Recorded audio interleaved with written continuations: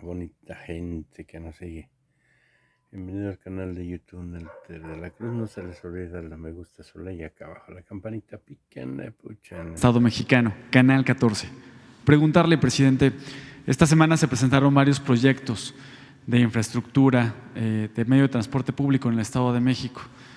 En la semana se presentó el proyecto del tren México-Toluca, después el ramal del tren suburbano que llegará hasta el aeropuerto Felipe Ángeles y hoy el trolebús hacia Valle de Chalco. Presidente, aprovechando que están Comunicaciones y Transportes, también el Gobierno del Estado de México, si nos pueden compartir detalles acerca de qué empresas están a cargo de las obras, por ejemplo, del trolebús y también del tren suburbano. Preguntar cuál será el costo para el usuario. Haciendo un poco de memoria, presidente, usted conoce muy bien cómo fue el proyecto del tren suburbano. Cuando fue jefe de gobierno tocó firmar acuerdos y proyectos con el gobernador Arturo Montiel, con el presidente Vicente Fox en ese momento, usted como jefe de gobierno. El tren suburbano se inauguró en 2009, ya con Felipe Calderón en la presidencia, Peña Nieto en el gobierno del Estado de México. En 2008 se inauguró. En 2009 el tren suburbano tuvo un accidente, nada más que llama la atención que en ese momento no hubo partidos de oposición que le diera respaldo a los decenas de usuarios que resultaron lesionados, porque hoy a la fecha se habla de que pasajeros del tren suburbano que tuvieron el accidente en 2009 nunca fueron atendidos. Pero también el tren suburbano fue concesionado a una empresa española. El transporte público en el Estado de México es costoso, a diferencia del transporte público en la Ciudad de México. Hoy el gobernador del Estado de México nos comparte que cuando termine la obra del trolebús estará a cargo del servicio de transporte público de la Ciudad de México. También por eso llama la atención por qué será el sistema de transporte de la Ciudad de México y no el gobierno del Estado de México. ¿Cuál será la tarifa? ¿Por qué esta logística? Si nos puede compartir esos detalles de costos, detalles de construcción, qué empresas, cuánto costará el boleto del tren suburbano, también porque el costo del transporte público hacia los aeropuertos, no solamente en México, sino en el mundo, tiene un costo superior por operación, por logística. Incluso el Metrobús que va de Buenavista hacia el aeropuerto de la Ciudad de México tiene un costo diferente al resto de la operación del Metrobús. Preguntarles cuál será el costo de este ramal cuando ya esté operando el tren suburbano, también el trolebús, y los detalles que nos pueden compartir acerca de construcción y empresas que están participando. Y presidente, su reflexión acerca de que el suburbano terminó siendo concesionado a una empresa española y ahora el tren suburbano con este ramal, ¿quién lo operará? Bueno, le vamos a pedir a Jorge Mendoza de Banobras, que nos está ayudando en esto, que él nos explique sobre los costos en el transporte. Y Alfredo, si quieres, también puede informar. Yo solo comentarles que en todos los casos van a haber ahorros, va a costar menos el pasaje, en todos los casos. Es para beneficio de la gente, que bajen los costos, que sea más eficiente el servicio, que se ahorren tiempos. Eso es lo que puedo decir. Pero más a detalle, Jorge puede explicarles y también por qué se va a manejar este sistema, o el caso del tren suburbano de Toluca y también el trolebús con el metro, porque lo que se busca es ya integrar y tener una sola empresa. La Ciudad de México, pues, es el Estado de México y es la ciudad. Yo creo que deben de tener hasta la misma población el Estado de México y la ciudad, o a lo mejor tiene más el Estado de México de lo que es la Ciudad de México, la gran Ciudad de México. Entonces, se tiene que buscar la integración. y pues no son los límites territoriales los que deben de decidir sobre los servicios públicos, ni modo que nos divida una calle o una avenida, no. Esta es una gran ciudad que tiene que ver con el Estado de México y que tiene que ver con la Ciudad de México. Y hemos llegado a acuerdos, que esto es algo también a destacar, entre gobiernos que tenemos orígenes distintos en cuanto a nuestras organizaciones políticas, partidistas. Y este es un ejemplo de cómo sí se puede trabajar de manera coordinada, más allá de las banderías partidistas.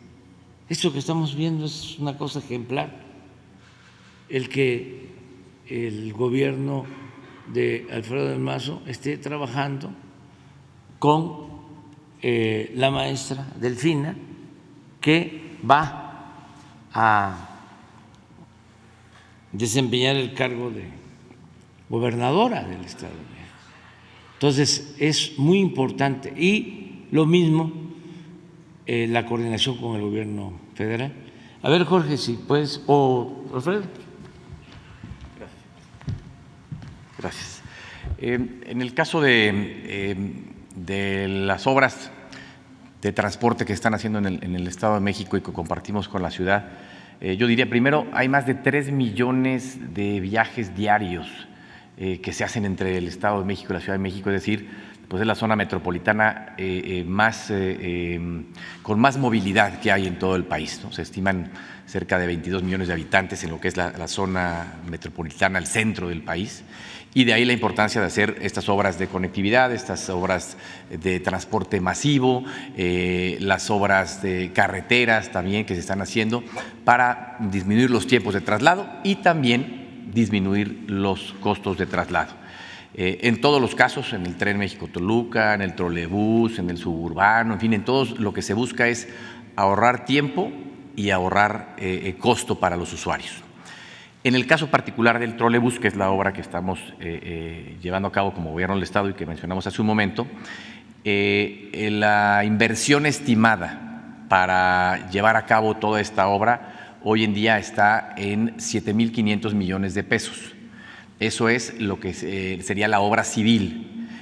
Aparte vendría la inversión que hay en los autobuses, en los medios de transporte, más la otra parte de la terminal de la Estación Santa Marta que está haciendo la Secretaría de Comunicaciones, pero el caso de la obra civil que está llevando a cabo el Gobierno del Estado son cerca de 7,500 millones de pesos. Es una inversión muy importante y con un beneficio alto en cuanto a la disminución de tiempos, ¿no? Como lo veíamos de prácticamente 2 horas a 44 o 33 minutos inclusive, ¿no? Segundo tema, ¿por qué la operación con la Ciudad de México? Lo que se busca aquí pues, es que haya una mejor intercomunicación entre los sistemas de transporte del centro, de la zona metropolitana. Esto es hacer más ágil y más pues, integrado lo que es el sistema metro, el trolebús, el cablebús, el mexibús, el mexicable, es decir, todos los transportes. Hoy en día ya el medio de pago que tenemos en algunos de los sistemas de transporte masivo en el Estado de México es compatible con los de la Ciudad de México y la idea es que acabemos haciendo una red integral en donde con un mismo medio de pago se puedan pues, comunicar o subir todos los sistemas de transporte. Tercero, en cuanto al tema de las tarifas, todavía no está definido, el tema de las tarifas se está analizando, es una situación que tenemos que analizar con la Ciudad de México en virtud de que el sistema de transporte colectivo, la Ciudad de México es quien va a estar haciendo la operación, estamos todavía en el análisis de las tarifas, pero yo sí podría decir, como lo dice el señor presidente, que lo que se busca es que sea un costo menor para los usuarios. Muchas veces los usuarios para hacer estos recorridos tendrían que pues, utilizar 1, 2 o 3 transportes distintos para poder hacerlo con el costo costo de esos transportes. Aquí es uno solo y la idea es que cuando comparemos tanto el tiempo de traslado como el costo para hacerlo, pues sea menor el tiempo y menor el costo de traslado. Ese es el objetivo en todos los sistemas. Y en el caso del trolebús, cuando tengamos ya este análisis, con todo gusto podríamos comentar pues más o menos en qué rangos estarían las tarifas de transporte. Esto sería cuanto al tema del Estado.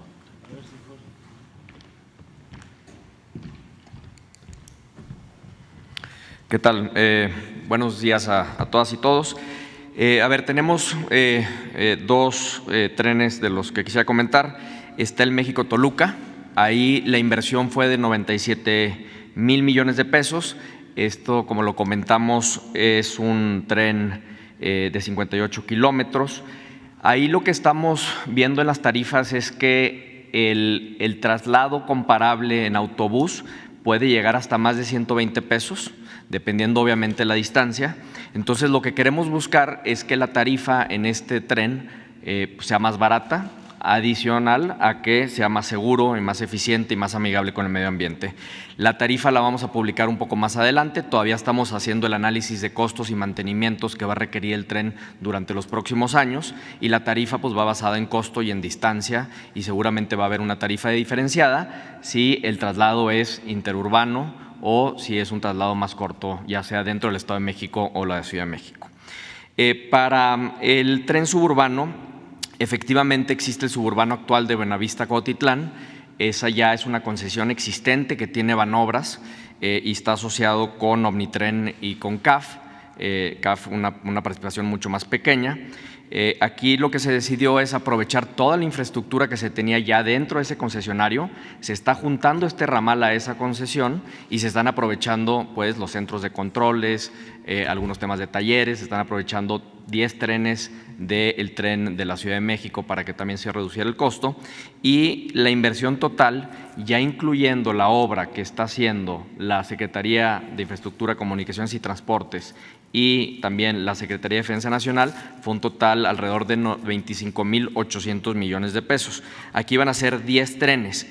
Ahora, para ver los costos de este proyecto, podemos ver el suburbano actual, que varían entre los tramos cortos en 10 pesos y los tramos largos en 23 pesos, ¿no?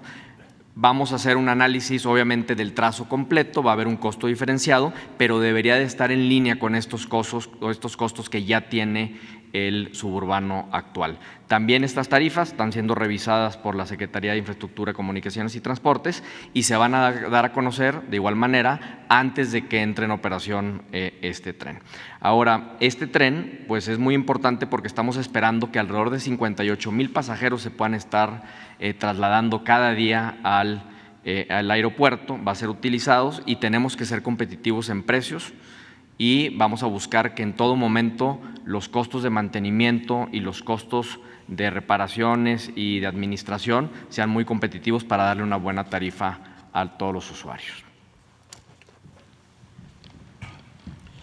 Sobre este último tren del suburbano, ya existía la empresa, como tú lo mencionas, y se tienen las estaciones y la infraestructura de lechería a Buenavista.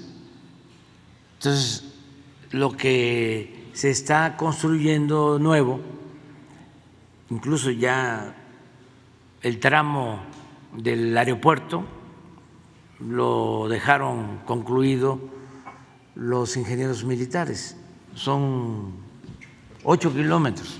Ya está terminado la entrada al aeropuerto y se están haciendo 15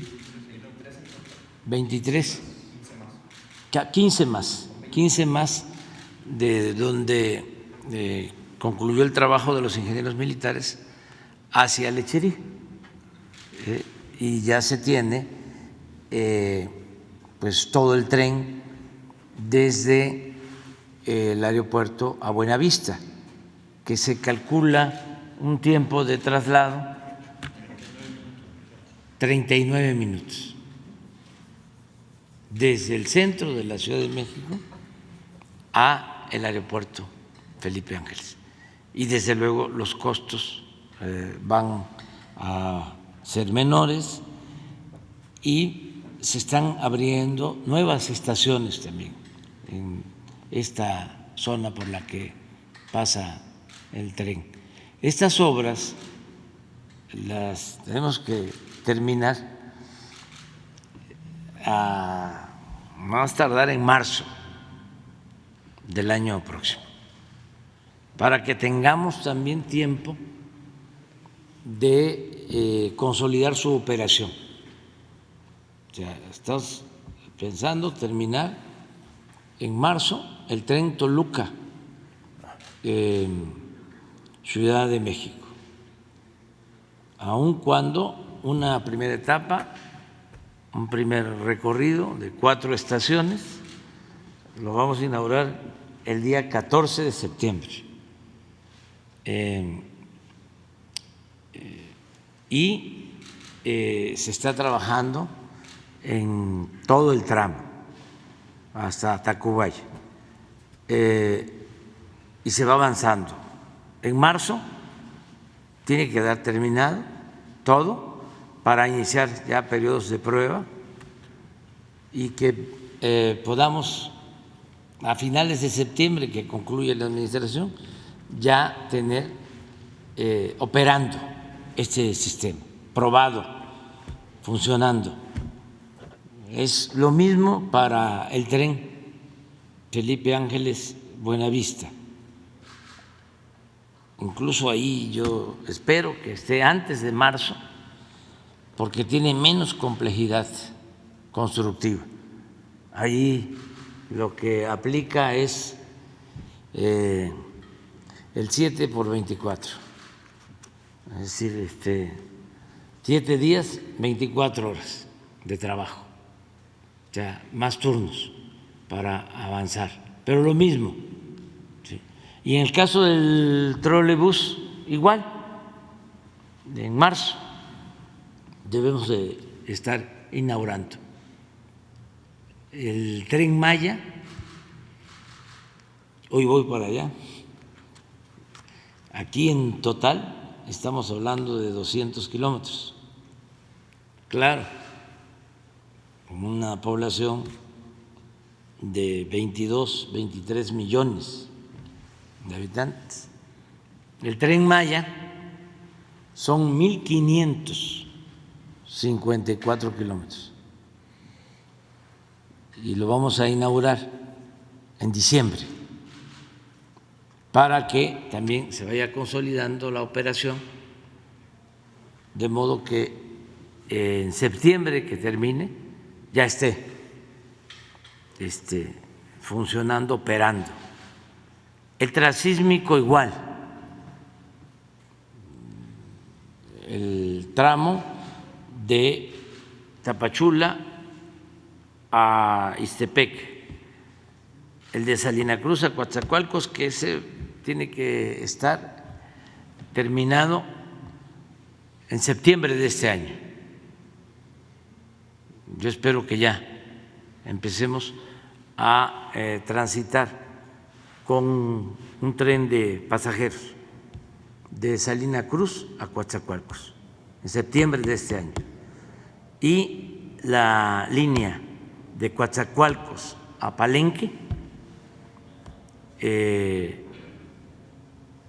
a finales de año, a más tardar en marzo del año próximo. En el caso de Jalisco ya se terminó un tren, está en construcción otro que vamos también a alcanzar a inaugurar, la obra civil. No nos va a dar tiempo posiblemente de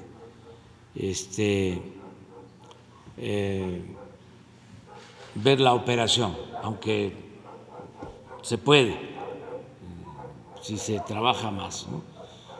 En eso estamos, pero sí, sin duda, así como hablamos del rescate de Pemex y del rescate de la industria eléctrica, es el rescate que se está llevando a cabo de los ferrocarriles, de los trenes de pasajeros, en todas sus modalidades. que llevaban años, décadas, sin funcionar, porque se cancelaron los trenes de pasajeros y quedaron solamente en el país los trenes de carga. Entonces es una etapa nueva.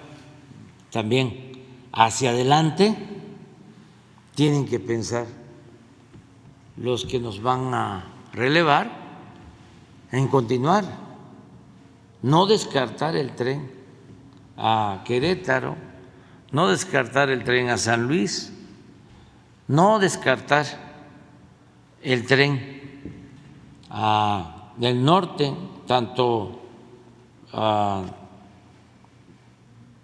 Tamaulipas, a los límites con la frontera norte, como el tren para Guadalajara, Sinaloa, Sonora, hasta Mexicali y Tijuana. Hay que volver a construir trenes. Eso también tiene que ver con la protección de la naturaleza, con evitar el cambio climático. Hay mucho menos contaminación. No se debieron abandonar los trenes. En Europa siguen funcionando los trenes, en Asia siguen funcionando trenes de pasajeros. Fue muy irresponsable. Acabamos de cumplir, bueno, este año, creo que en octubre de este año se cumplen 150 años de la inauguración del primer tren de pasajeros de la Ciudad de México a Veracruz, que lo empezó el presidente Juárez, fallece, y el que lo inaugura es el presidente Sebastián Lerdo de Tejada. 150 años. Y a partir de entonces, a todos lados, o sea, en el Porfiriato, una gran fiesta. Bueno, cuando inauguraron este tren de la Ciudad de México a Veracruz, fue el presidente Lerdo, con todo el gabinete en el tren, el cuerpo diplomático, fue todo un acontecimiento.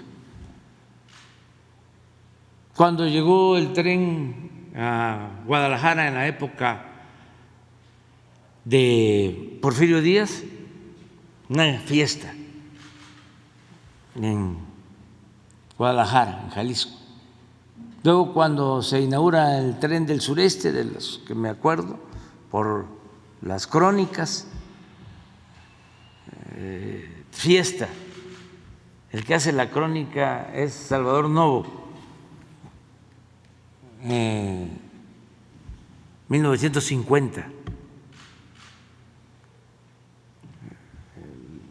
Los trenes.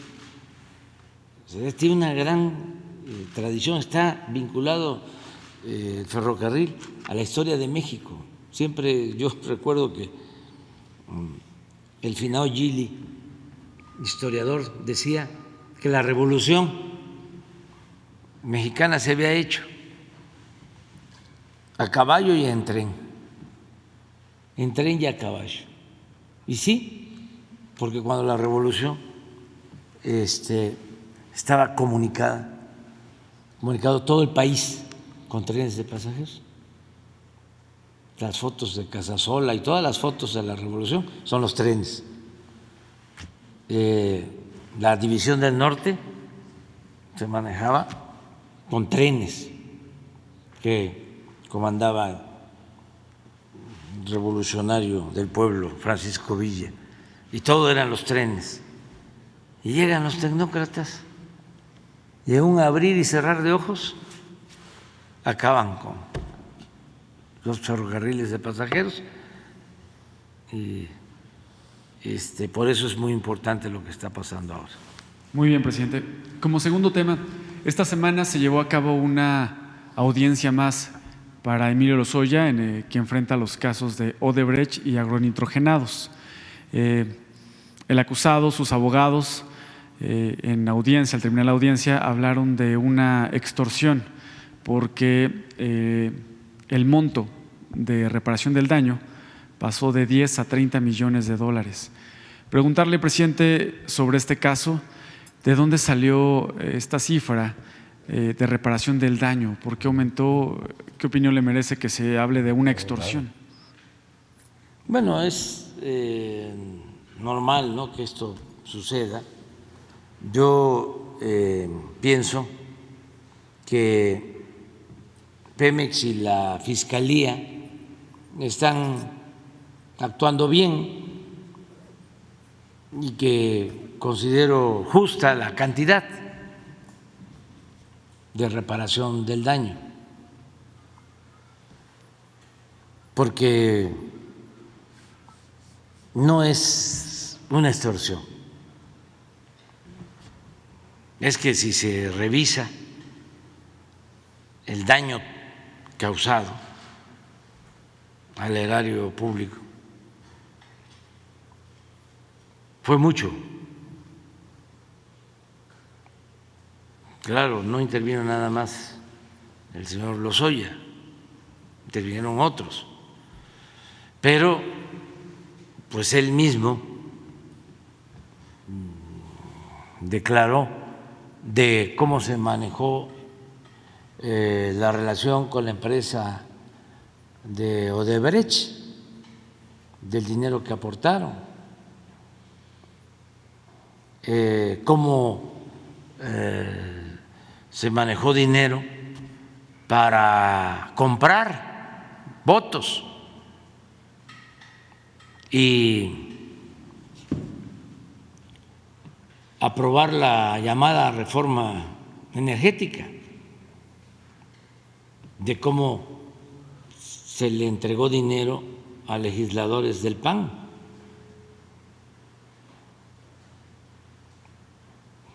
Y recursos del erario, de la hacienda pública. Entonces, si tiene que aportar estos 30 millones de dólares, que ahora son en pesos, que será como 1,000,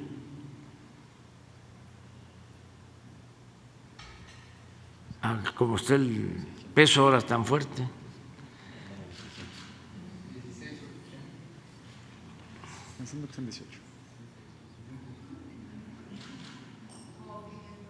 ¿Mande?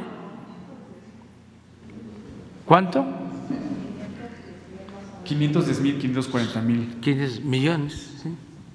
millones de pesos. Sí, y pues yo veo bien eso, porque también la autoridad, ¿cómo queda si la reparación del daño son 10 millones, como ellos proponen? Se estaría hablando de 170 millones, ¿no?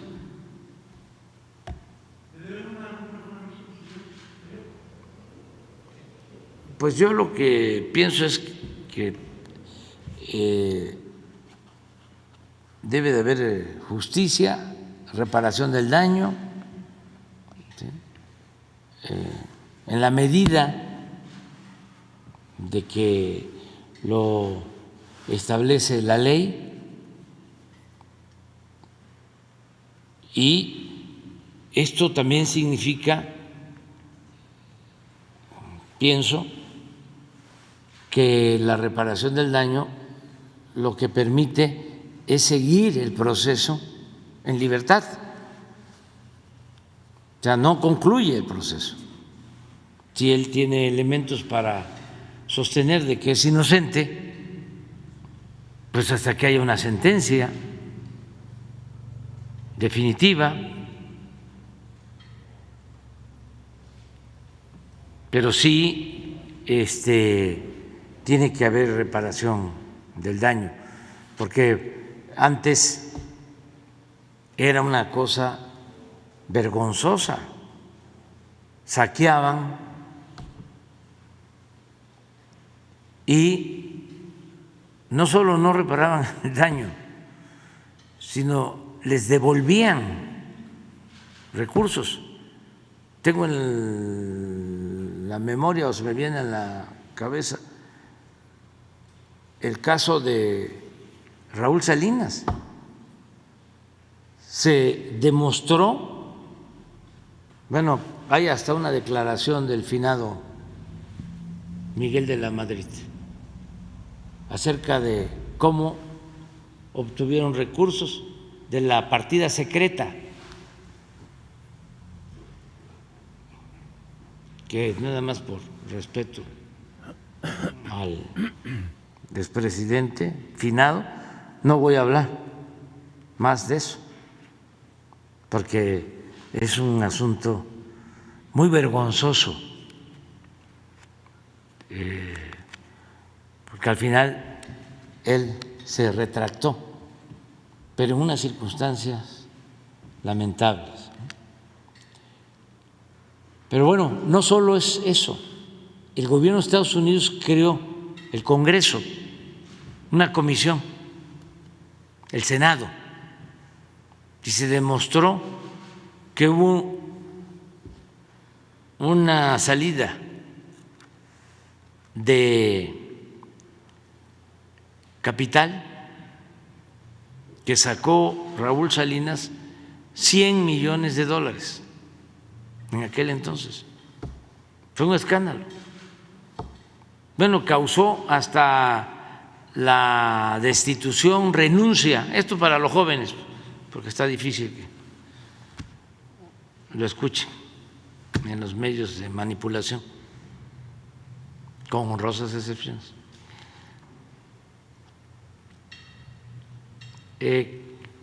Renunció el director, el gerente del banco de Estados Unidos, un banco, no sé si te acuerdas. ¿Mande? No, un banco famosísimo. No, de Estados Unidos. ¿Eh? No. No.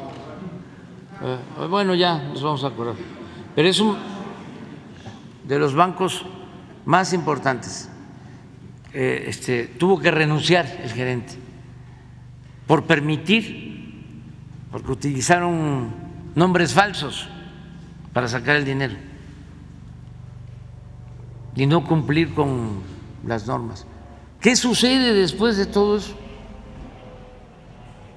En complicidad con el Poder Judicial,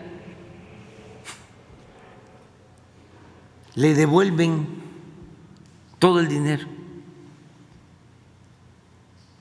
a Raúl Salinas. Eso es para los jóvenes, ¿no? Hermana Salinas. Ojalá y alguien escriba sobre esto. Del presidente Salinas. Hay tantos temas Orejón. pendientes, archivados, enlatados.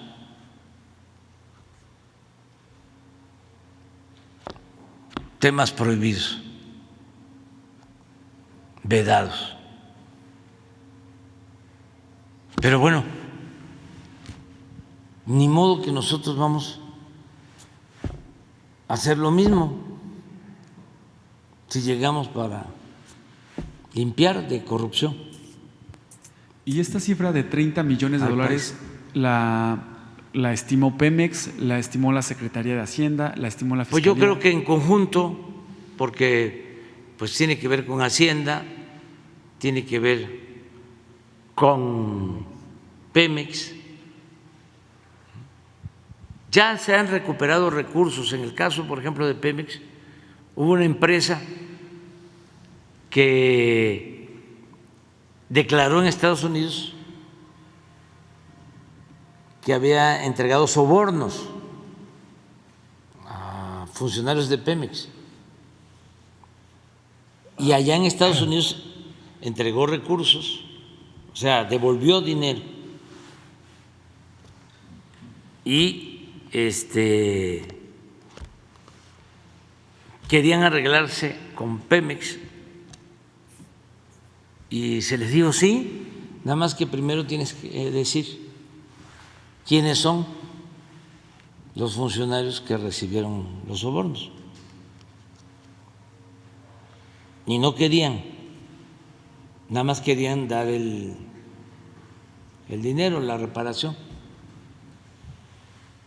Y tuvieron que dar a conocer los nombres y se procedió y también se devolvió el dinero.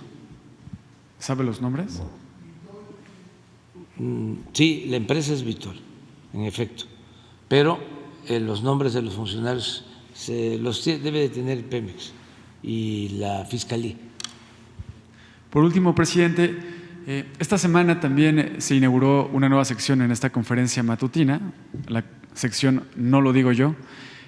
Nos hablaba ya de que algunos no lo vieron muy bien, otros sí lo vieron bien, pero entre las personas que no lo vieron bien, hablan de que una sección en la que ellos mismos hablan, ellos mismos se exponen, se desnudan de cierta manera, y que es una crítica, una reflexión a sus palabras, a su pensamiento.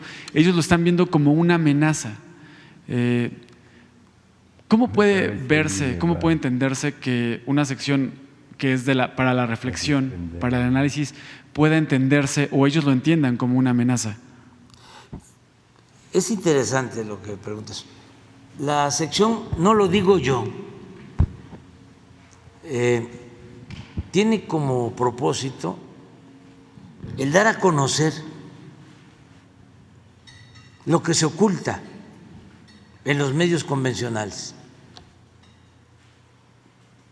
Hay muchas cosas que la radio, la televisión, los periódicos no difunden porque no les conviene.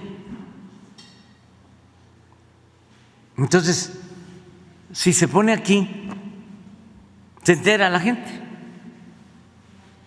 Entre otras cosas, no hace falta que nosotros hagamos la crítica o que se haga un editorial.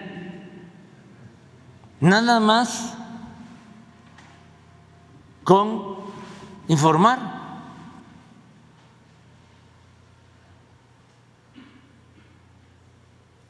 Con eso,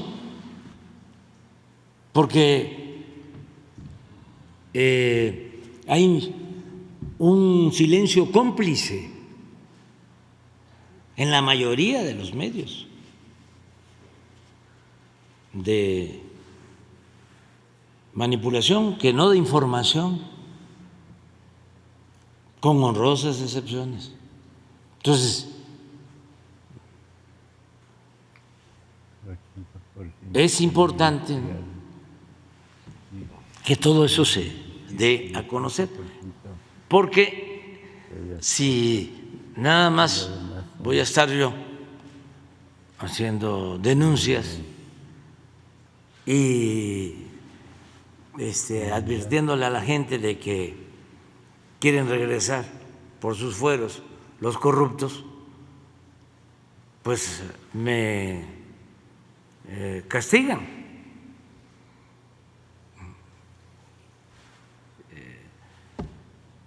Entonces, ¿para qué exponernos? No lo digo yo, si lo dicen ellos mismos. Imagínense la revelación de lo que dijo Fox. Ponlo de nuevo. O sea, no me voy a cansar de ponerlo, porque no lo digo yo. Hasta que el INE le diga que no lo ponga. Lo dice Fox. ¿Quién? Sí, pero ahí sí lo que diga mi dedito. Pero lo que demuestra es lo que tienen guardado, su hipocresía. Pero esto es lo que piensan. Me canso ganso de que así piensan todos estos Llevan a flor de piel. conservadores corruptos. ¿Mande? ¿Tendrán miedo de, por eso piensan así, por eso actúan así los conservadores? Están muy nerviosos, desesperados. Es que era mucha el hambre, la sed de dinero. No tienen llenadera. Son muy corruptos. Ese es el fondo de todo. Se sentían los dueños en el país. Es una élite de traficantes de influencia que se dedicaban a saquear al país. Es increíble, 10, 15 empresas que me las encuentro en todas las obras, desde las que construyen aeropuertos hasta los que construyen hospitales, reclusorios, los mismos.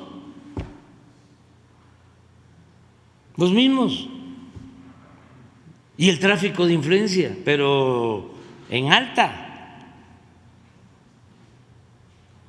manejado por servidores públicos, y que de la noche a la mañana se hacen inmensamente ricos. Si no es para eso el servicio público, el que quiera hacer dinero lo puede hacer, pero se tiene que dedicar a la iniciativa privada. Los únicos negocios que deben de interesar a los servidores públicos son los negocios públicos.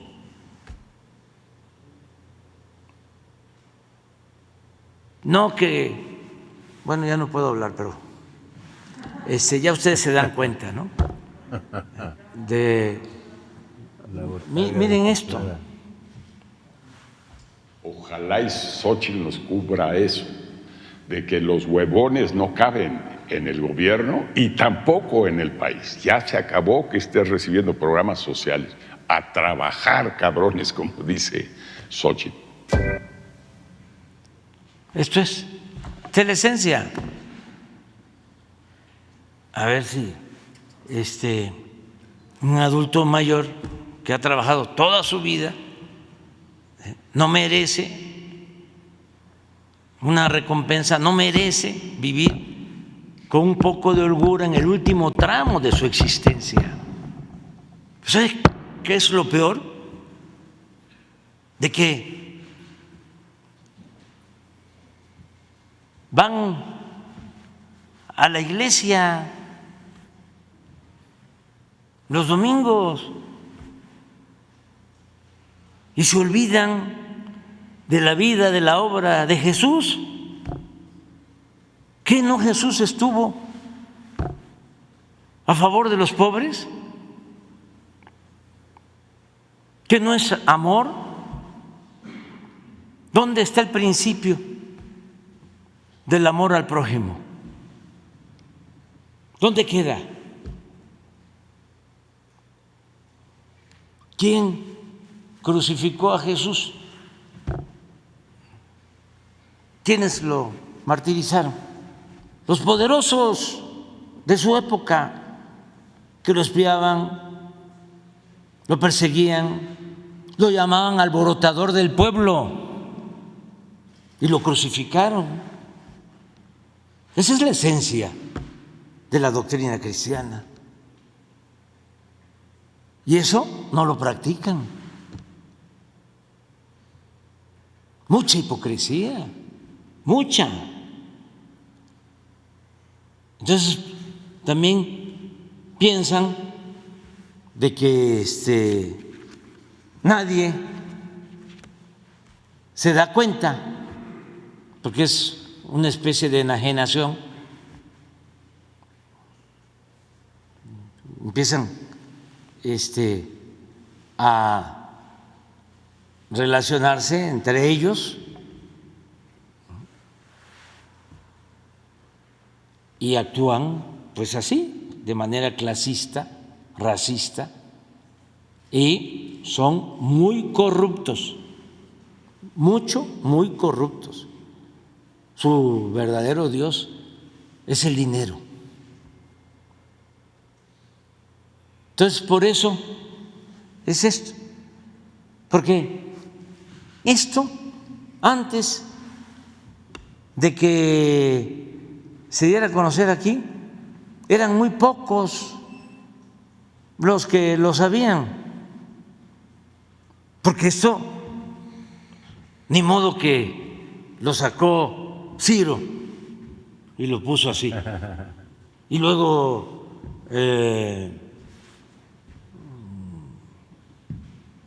Joaquín López Dóriga, y luego Pepe Cárdenas, o Loret de Mola, o Jorge Ramos. No, o lo van a leer así en el Reforma, si es el boletín de ellos, el boletín del conservadurismo. Entonces, pero además, el doble discurso, la doble moral. Ese señor grabó unos mensajes para el PAN diciendo que él había creado el programa de la pensión a los adultos mayores. Está pasando, yo creo, todavía. Sí. Y al mismo tiempo diciendo esto, que va a desaparecer los programas sociales. O sea, por un lado dice, yo creé, lo cual es una rotunda mentira, los programas de apoyo a los adultos mayores. Me tocó enfrentarlo. Él decía exactamente lo mismo en ese entonces. Está en los medios de que él decía lo que hay que hacer es ponerlos a trabajar. Me acuerdo perfectamente, como si no hubiesen trabajado toda la vida los adultos mayores. Pero fíjense cómo al mismo tiempo que dice una cosa, está sosteniendo otra, lo que le sale del alma. Eso es característico del conservadurismo, esa hipocresía, ese doble discurso, esa doble moral. Entonces, por eso es esta sección. Va a seguir, y no solo dando a conocer esto, sino otras cosas. ¿Por qué no la de hoy? Eso. Que les va a gustar mucho también a los conservadores. Mañana sale el INE y se la suspende. No, eso no me lo pongo ahorita. No, eso lo guarda. Se van a enojar demasiado. ¿Mande? Sí, no, ya Sí. No, pues ya es como la Santa Inquisición. Ya es el Instituto de la Censura, sí, el INE y el Tribunal y la Suprema Corte del Derecho, que no de la Justicia. Una piña podrida. Andrés Manuel López Obrador es el tercer personaje más popular entre las personalidades que transmiten en vivo. Vengan para La que plataforma aprendan. Stream Charters dio a conocer el pasado 20 de julio el ranking de los streamers hispanos más populares del segundo trimestre de 2023. Con 13.74 millones de horas vistas, el presidente de México, Andrés Manuel López Obrador, se encuentra en la tercera posición entre las personas que transmiten en vivo por Internet en toda Hispanoamérica, solo por debajo de DJ Mario e eBay, quienes se dedican a la industria del entretenimiento y los videojuegos. Es así como el mandatario federal pasó del sexto al tercer lugar en solo 3 meses. Destaca este reporte otro dato. López Obrador es visto en vivo en promedio por 132,000 personas, lo que lo coloca en el sexto lugar por tener más visitantes que lo ven en directo cada día. El presidente López Obrador es el único del top 10 del Stream Charts que no se dedica a la transmisión de contenido relacionado a los videojuegos o el entretenimiento y que transmite a través de YouTube. Los demás streamers de la lista lo hacen desde Twitch. Stream Charters describió en su portal de internet que el canal del presidente de México es más activo que algunos otros personajes dedicados a esta labor, ya que transmite en vivo en YouTube para mantener a la población informada cotidianamente sobre los acontecimientos del país y las posturas de su gobierno. Pues así vamos. Y también ayer salió una encuesta de las que hacen cada semana una empresa estadounidense de los presidentes, primeros ministros del mundo, y estamos bien, también para informar a la gente, porque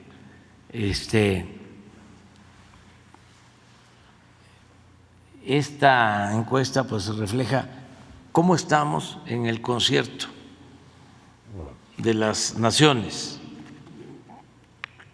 cómo nos califican. Y es una encuesta telefónica que nos castiga, porque si fuese en domicilios estamos mucho más arriba, pero no le hace. Siendo telefónica, traemos 62% de aceptación. Subió un punto. Contra 34 en contra. O sea, como 28 puntos arriba. Nada más para tener una idea, cuando ganamos obtuvimos 53%, 52% de los votos, como 31 millones. Si ahora esto se tradujera en votos, que no es así, esas cuentas solamente las empresas encuestadoras que hacen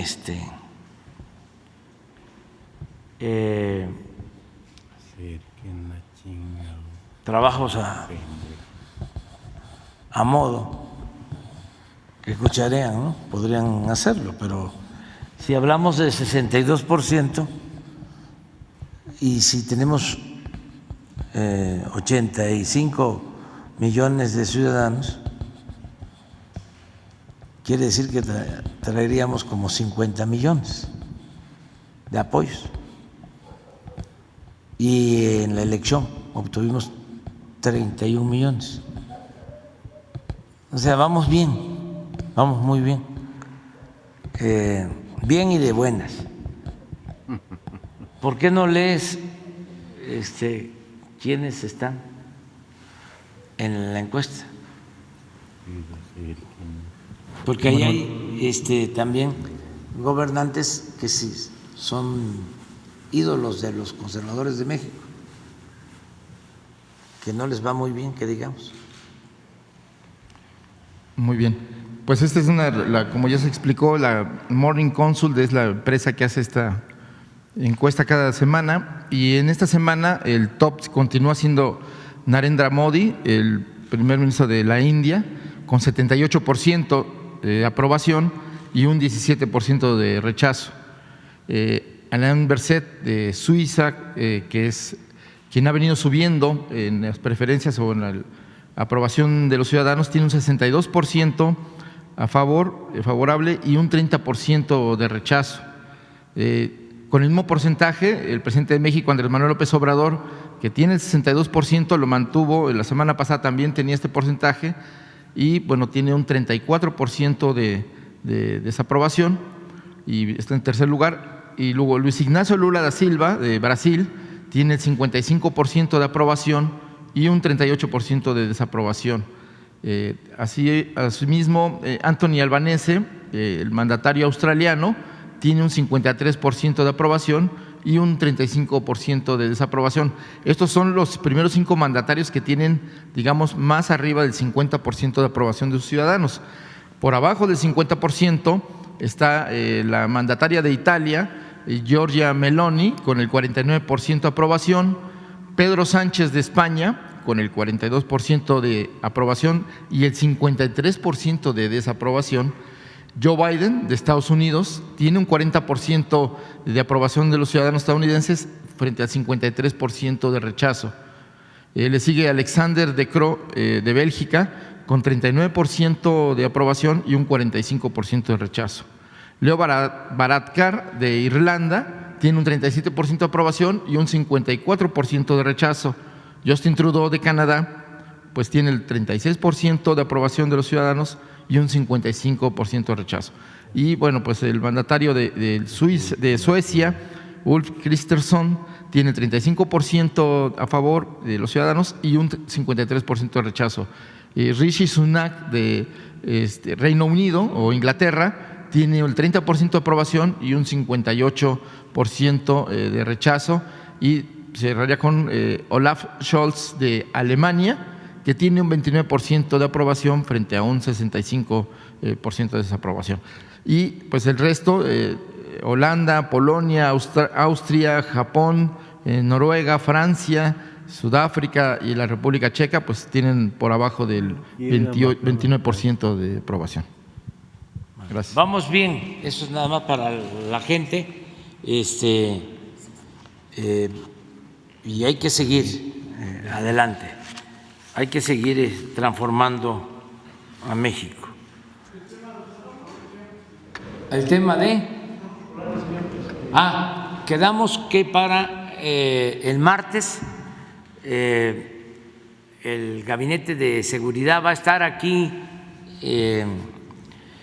Rosa Isela ya tiene el informe, hoy en la mañana lo presentaron y el martes se va a dar a conocer.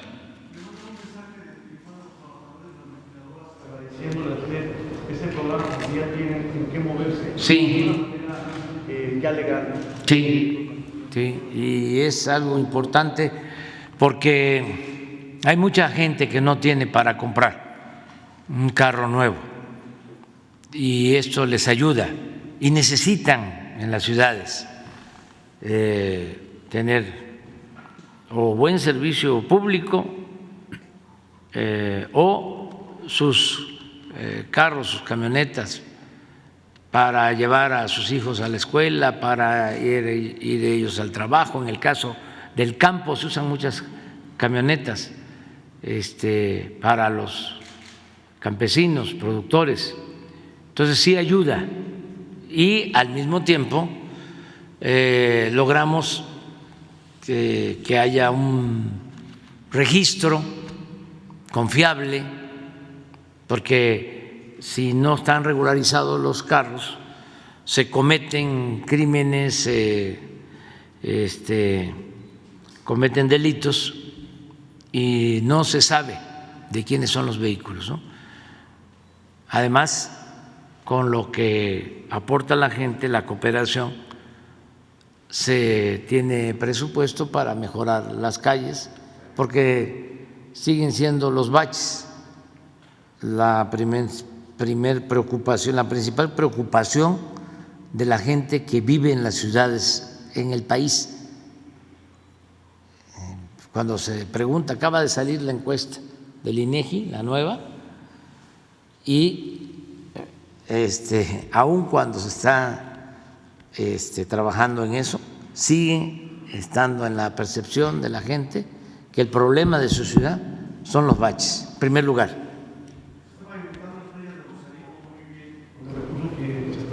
Sí, sí, es muy buena la presidenta municipal de Rosarito. Además, viene del movimiento desde que era niña. Y un saludo a ella. Muy bien.